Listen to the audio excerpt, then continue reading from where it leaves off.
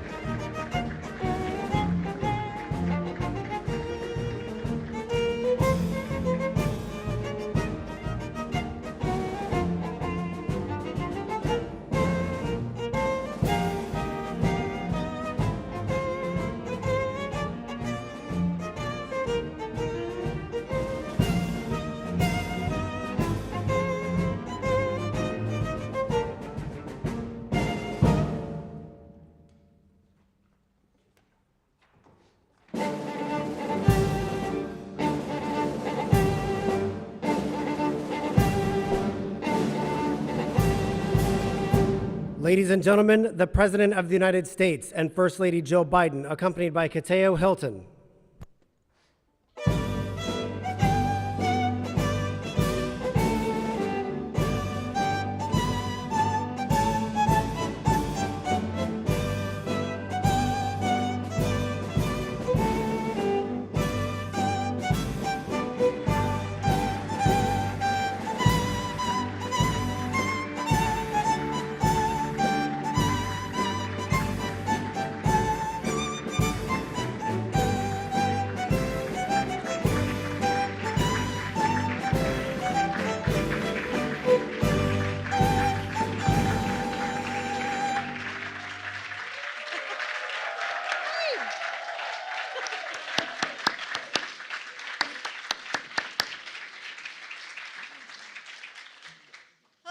Good afternoon.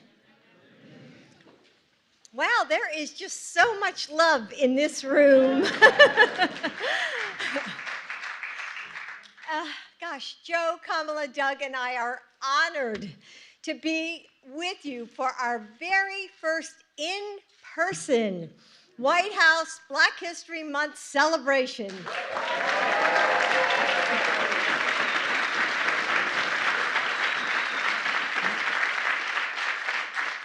You know, it's great to see so many good friends here with us in the residence. And thank you to DJ D-Nice. Where is he? Ah, there you go. You know, your club quarantine brought us so much joy during the dark moments, and we are so grateful to have you with us today. So thank you for being here.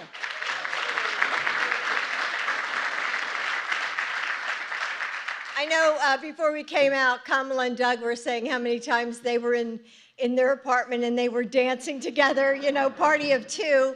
I can't say the same of Joe, but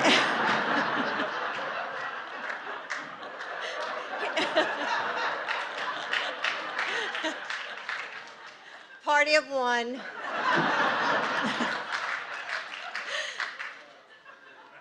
The history of our nation, the history of African Americans who helped build our nation, is cataloged in the tangible milestones and moments and trials and triumphs. We remember the names of those who shaped the course of our country and whose hands have written the story of America. Many of those hands belong to you. Yes. Those who have crafted our laws and dismantled injustice, who have penned our poetry and painted our dreams, who have taught the children who will lead us into the future and flown to the heavens to touch our stars. And yet there are threads stitching our history together that can't be captured by books. The laughter that gives us strength when the world feels hard or hopeless. the joy we find in shared purpose and acts of kindness, and the friendships that restore our faith in the world. That's what we celebrate today. A history as beautiful and diverse as our nation, as strong as the voices who continue to demand justice, a legacy driven by love for one another and hope for a brighter future, a heritage cemented by faith, friendship, and joy. Friends, we are honored to welcome you to the White House today. We are honored to share in the happiness of this celebration, and we are humbled to stand with you as we all work for a better future together. Thank you.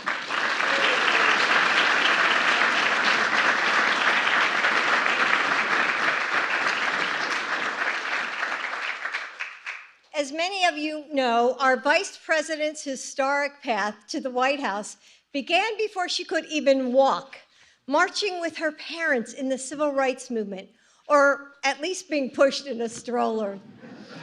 Since then, she has dedicated her life to pursuing justice and opportunity for all.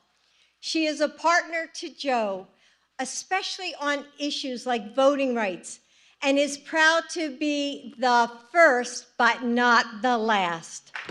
Ladies,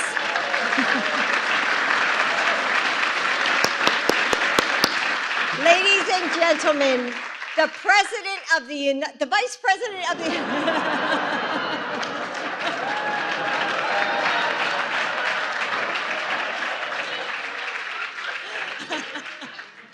I just said that to make you laugh.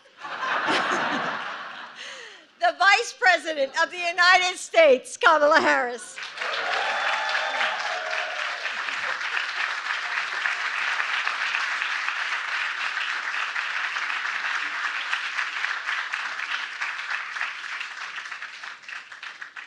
Thank you, Dr. Biden. Thank you. Please have a seat, everybody. Well, good afternoon, everyone. Good afternoon. It is so good to meet so many folks and to see so many folks. It's nice to be together under one roof together, isn't it? And of course, it is an honor to be here with our incredible President, Joe Biden.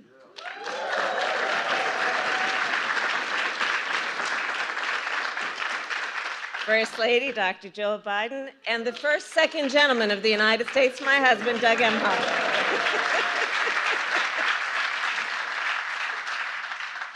It is wonderful to be here this afternoon, joined by the most esteemed members of the Congressional Black Caucus.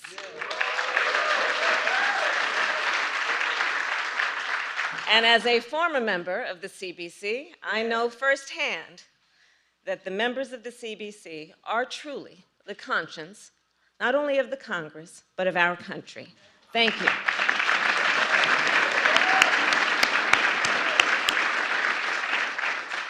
Thank you also to all the clergy joining us today who continue to lift the spirits and the condition of so many people in our country.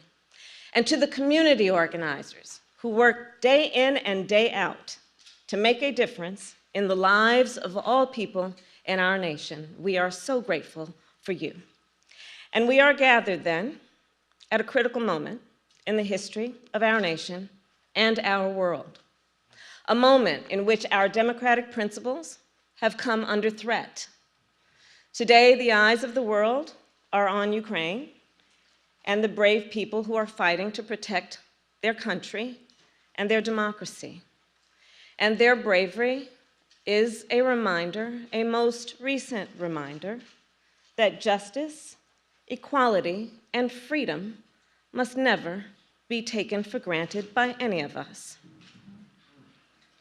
So friends, Black History Month was established to teach the history that too often has not been taught. The history of Black excellence and leadership in America.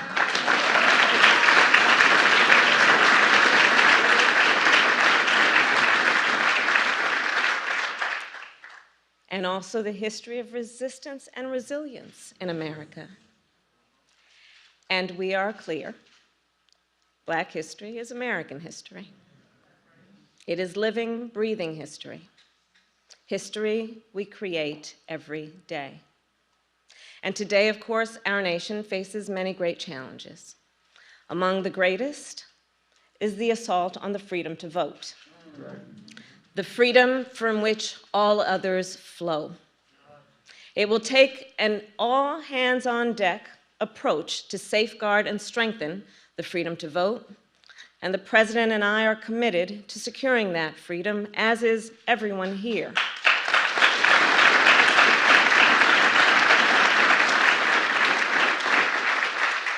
And that is why I felt such pride and such hope understanding how votes lead to action through elections. It is why I felt such pride and such hope this past Friday when President Joe Biden nominated Judge Ketanji Brown Jackson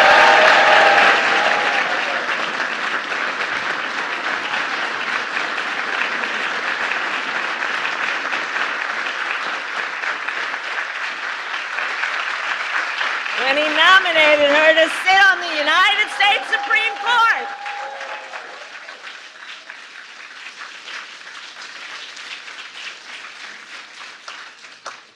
Because as we all know, elections matter. And when folks vote, they order what they want, and in this case, they got what they asked for. I went off script a little bit. And Judge Jackson, of course, will make a phenomenal justice. She is brilliant. She has a brilliant mind and a record of excellence, a record that proves she will administer equal justice. And I don't have to tell everybody here, she has been confirmed on a bipartisan basis 3 times and deserves, therefore, a swift confirmation now.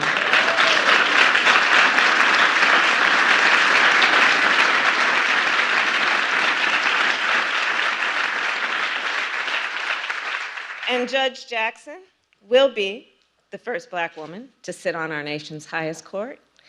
And as Dr. Jill Biden mentioned, it is with that spirit also that we know she will not be the last.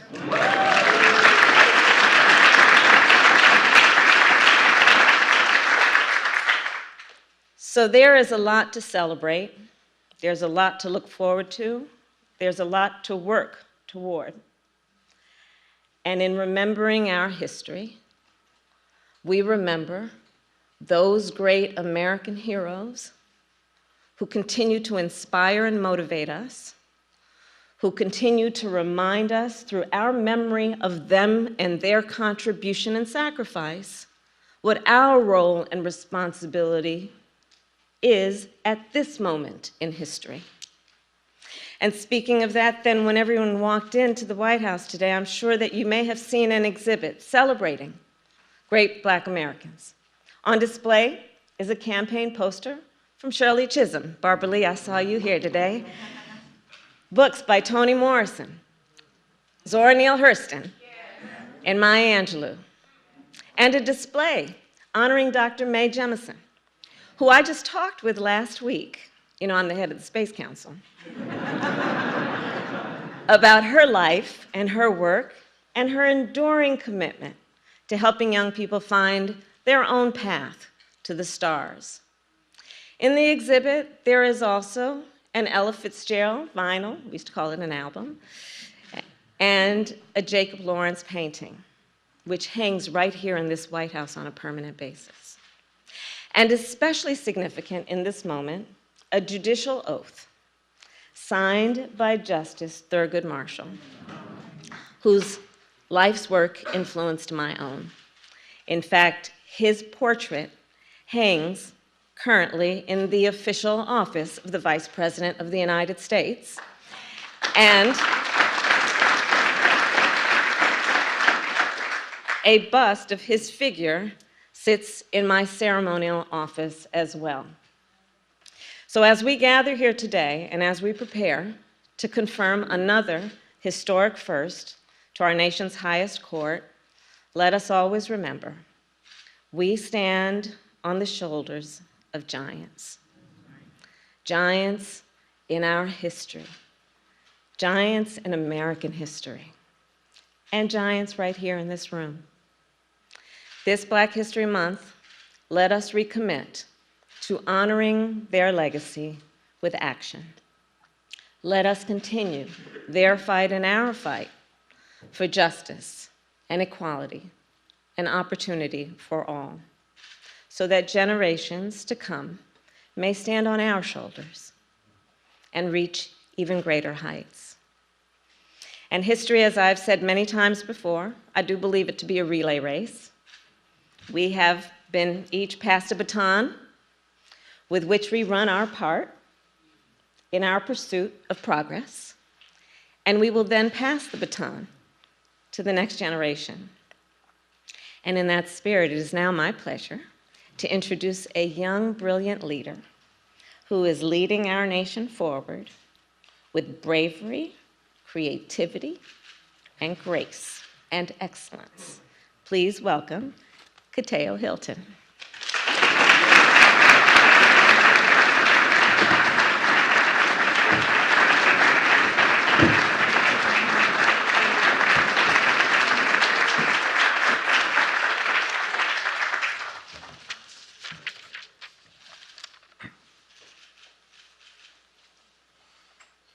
Hello. Thank you, Madam Vice President. My name is Kateo Hilton. I am 18 years old and I grew up in Washington, D.C., just a few miles from here. During Black History Month, I paid closer attention to the street names I walk by, like Nannie Helen Burroughs, who fought for educational equity for Black women. And I learned about the history she made in the community where I am from. I learned about the many leaders who have come before, whether they created change in their community or changed the world. Black History Month also celebrates the history we continue to make. I am a junior mentor at Light Pieces to Masterpieces, a youth development and mentoring organization for Black boys in my community. In a world full of violence and negativity, Life Pieces to Masterpieces gives us a space to be safe, express ourselves authentically, and create new Black history every single day. I have been a part of this same program since I was 4. Since starting high school at McKinley Technology, I have dedicated over 600 hours to meeting with my younger peers, whether it's by helping with their homework, supporting them with their creative expression, or accompanying them on the van to help them to make sure that they get home safely every single night. In just a few months, I will go to Delaware State.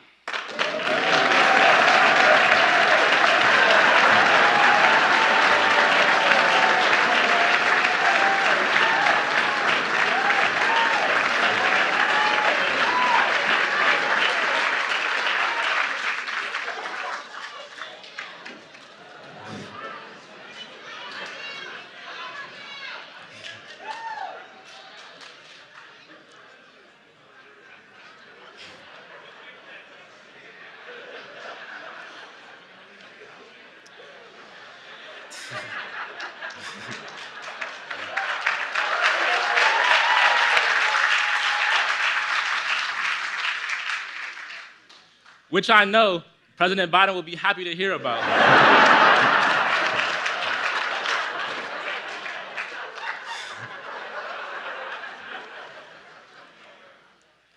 I plan to graduate from this HBCU and attend a law school.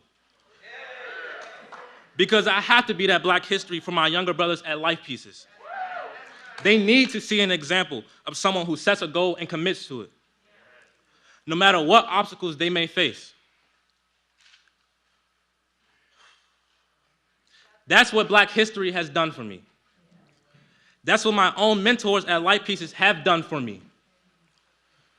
And that's what the Vice President has done for me, in blazing her own trail. And that's what the president has done for me, creating jobs and opportunities and leading an administration that includes more people who look like me than I could ever imagine.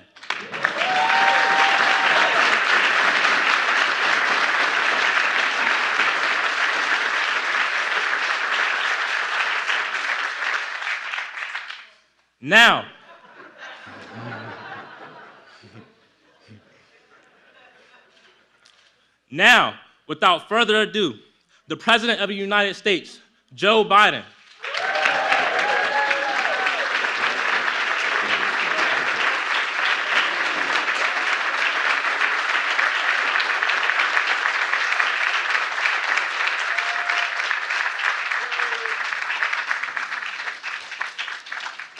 Well, Kateo, I tell you what,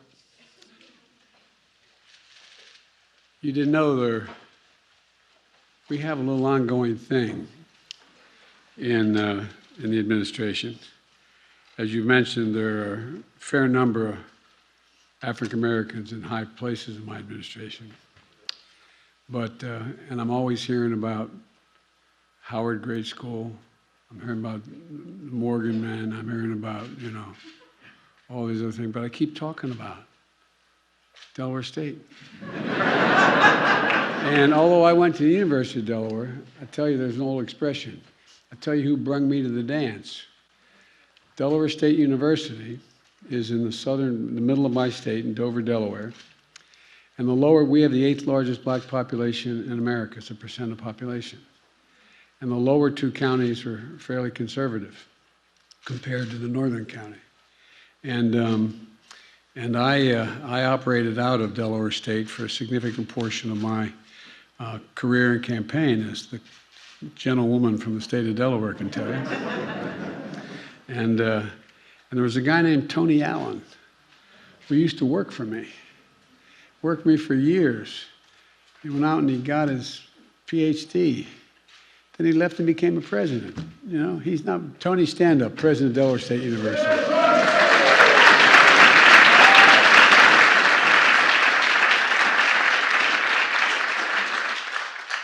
I learned a long time from good friends of mine in Delaware in the civil rights community that if you want to know where the real power in America lies, it's in the Divine Nine.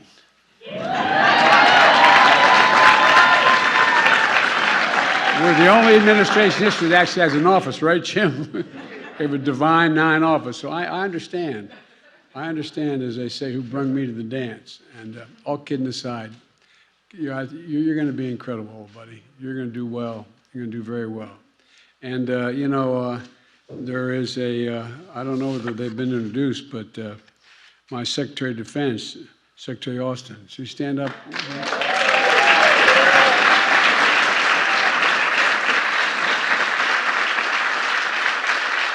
My Secretary of Housing, Secretary Fudge.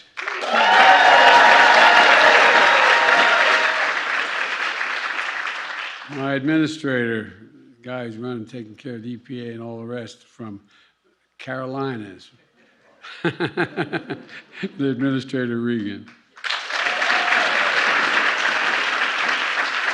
An acting director of OMB, the woman has controls all the money, Shalonda Young.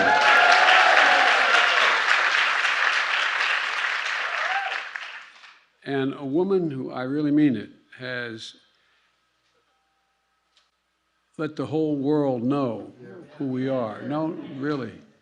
A woman who has been so incredibly effective in her job, but until recently, till the outrage of Putin and the Soviet Union, trying to reestablish the Soviet Union, basically, but in Russia, to hear her, to listen to her, run the debates at the Security Council as well as the General Assembly at the United Nations, Thomas Greenfield. Linda.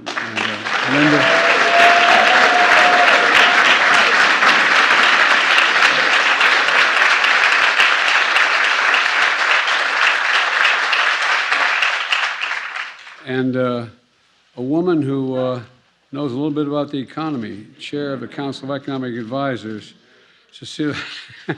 I kid her all the time, being from Princeton, but Rowan. Cecilia, congratulations. Thank you.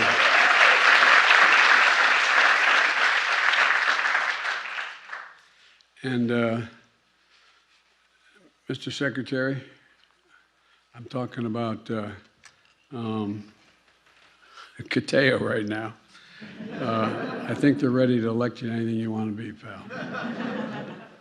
Look, I want to welcome everyone to the White House. It's been a long drought the last year and a half, not being able to have not just Black History Month, but not able to have any gathering here at the White House of any crowd at all. And it's good to have you back. It's wonderful to be able to host this event in person. And it's great to see so many friends. If I begin calling the roll, we'll be all night here, and I don't want to do that. But so many significant leaders who've changed the face of America sitting in the audience, not on this stage. So thank you all so very, very, very much.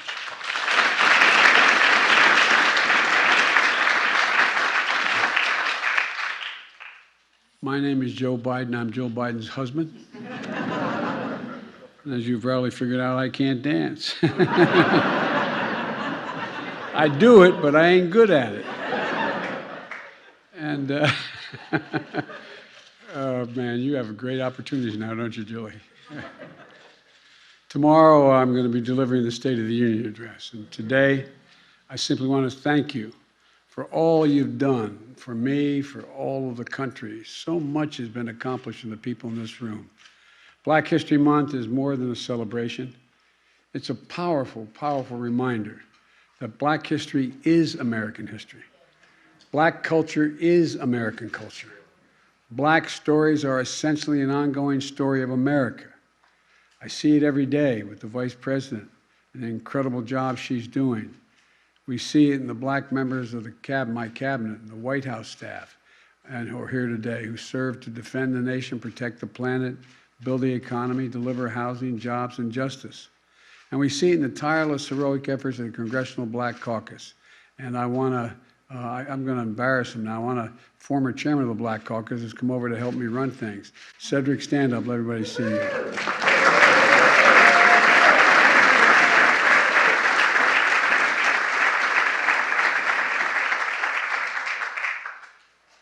I never played golf till I was 46 years old. I got to be pretty good. Then I asked Cedric to help me in my campaign. Then I played golf and he beat the hell out of me. I wish I'd never done it. I don't know. And so many state and local leaders and faith leaders here, lawyers, educators that are here today. And of course, we see another first in the nomination of Ketanji. Well, you saw her. I guess you saw Justice Brown Jackson, who is on the Circuit Court of Appeals right now. She is an incredible woman. This is a woman who graduated magna cum laude from Harvard. She was the editor of the Law Review. She has done so many other things, but I want to make it clear, not only is she eminently qualified, there were so many others I had to choose from. I can tell you, Jim has supported all the nominees, but the one he most supported was from South Carolina. I've already nominated her to be on the Circuit Court of Appeals, the second highest court in the nation.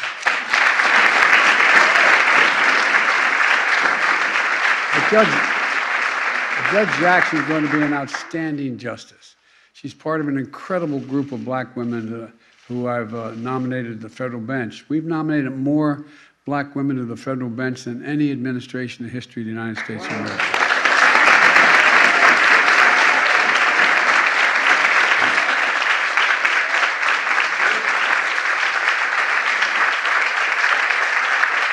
Well, I made that commitment when I was running for president, and I've tried to keep that commitment my whole career. You know, and the first executive order I signed when I came into office, and it was with Cedric's help. I sat down, put pencil to paper, or pen to paper, and signed I instructed every single element of my administration, every department, from the Defense Department to the Justice Department and on, that equity should be the center of all of what we do. And we did that in the COVID-19 response. Remember at the beginning, everyone was concerned whether or not, as usual, African Americans would be left behind. Well, we help raise the vaccination rate among Black Americans and bring it on par with white adults, all same across the board. And I want to thank the members of the Black Coalition Against COVID represented here today as well.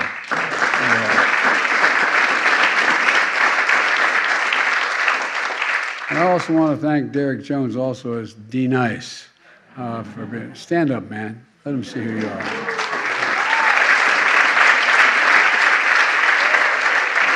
He provided a soundtrack of hope to keep our spirits up during the worst days of that pandemic. And thank you, man. You know, when I took office, I said the American story depends not on how many of us, any one of us, not on some of us, but on all of us, So we're investing in all of us. So many of you here helped enact the American Rescue Plan to deliver immediate economic relief, with rescue checks to tax cuts to eliminate, and the estimate is that we've cut Black poverty by over 30%. We reduced child poverty by more than 50% in the Black community. The American Rescue Plan also included historic funding that allows cities and states to invest in community violence intervention programs and keep neighborhoods safe. Look, you're critical in getting the infrastructure law passed, the bipartisan bill that's going to do so much. It's going to replace decades of disinvestment in the United States of America. A commitment to reconnecting communities and people and job opportunities. So much with the early investments in highways and interstates, they cut neighborhoods in half. They divided things. We can put it back together again. Clean water, high-speed internet. We're going to eliminate every lead pipe in America so our children don't have to worry about whether they're drinking poisoned water in effect. And as part of that law, we made Minority Business Development Agency permanent and seeded it with $110 million so Black businesses can get the capital they need to grow.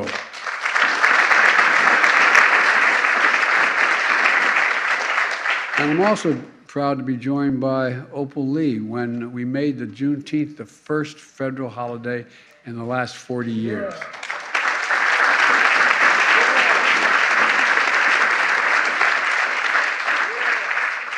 It's good to see Ms. Lee here.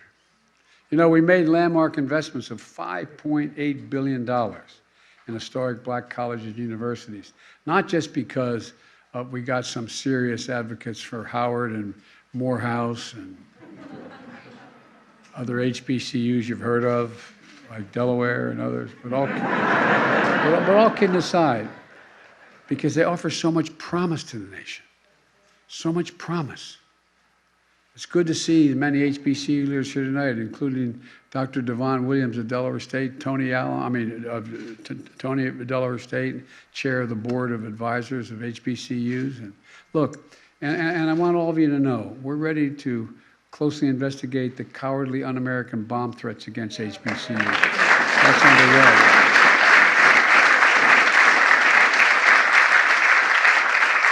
We have so much more to do as a nation in making everyday things more accessible and affordable. As my friend Jim Clyburn says, that's the test of whether government delivers. Are they accessible and affordable?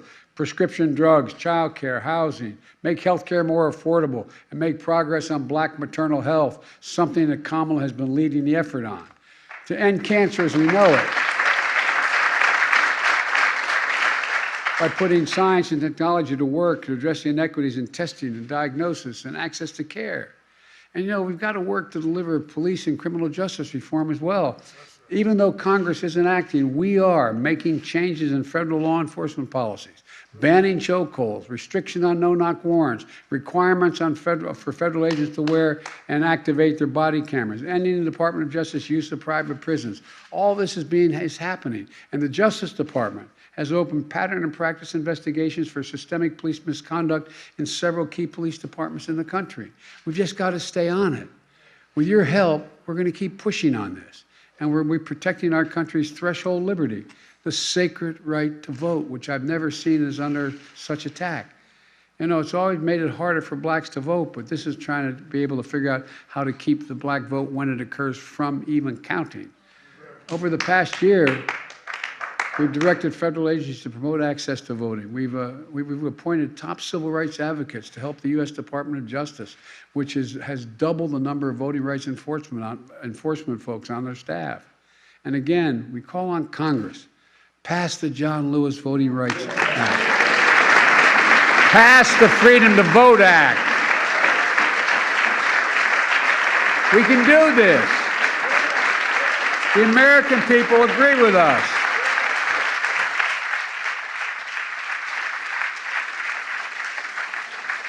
Black and white, Hispanic and all. Let me conclude with this. Look, I don't want to take much more of your time, but let me conclude with this. I know progress can be slow and frustrating, but I also know it's possible. If we work together, if we keep the faith, if we remember the changes and charges that were passed down to us from all those who came before us, many sitting in this room right now. You've heard, as you've heard, we had a wonderful exhibit downstairs celebrating Black History Month. And I want to thank Lonnie Bunch and the Smithsonian, as well as the Library of Congress for giving us access to their collection. When I introduced Judge Jackson on Friday, out in the hallway here, I thought about the display that holds the signature of the judicial oath of office sworn and signed by Thurgood Marshall himself.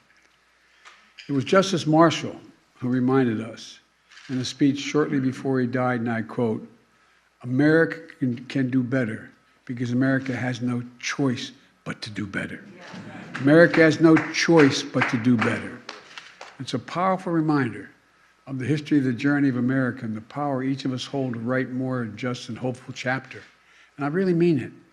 I am more optimistic about our chances to bring equity to this country than we ever had before now. And if you wonder about it, just take a look. Take a look at the different. Reason I have so much hope is the younger generation.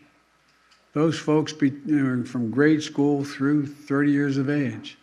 Look at what's going on. Look at how they act with one another. There's not this isolation. There is everything you see from television commercials down to how we act with one another. We have so much going for us.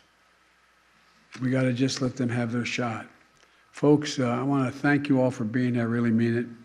I want to thank you for all you've done, all that we can do, and being committed that we're going to do so much more. So thank you, thank you, thank you. May God bless you all. Thank you.